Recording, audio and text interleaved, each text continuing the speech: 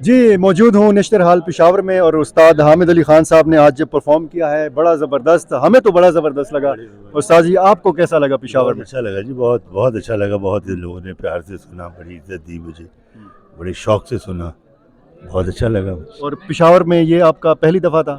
نہیں میں پہلے بھی اچھا، کرتا رہتا ہوں۔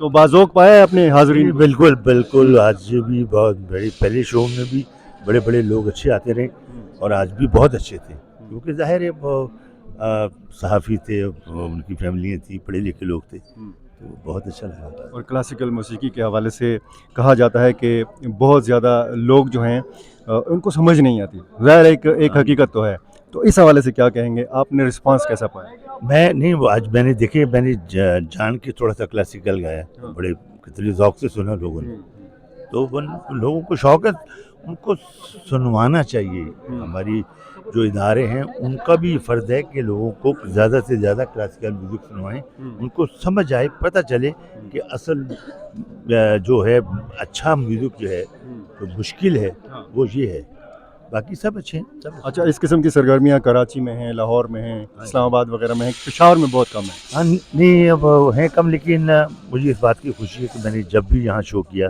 مجھے لوگوں نے بہت بڑی پذیرائی کی۔ پشاوری چپلی کباب کھایا آپ نے یہاں؟ ہاں میں کھاتا ہوں، یہاں کے کھانے بہت، گوشت بہت اچھا ہے یہاں کا۔ بہت شکریہ جی، بہت شکریہ، بہت شکریہ۔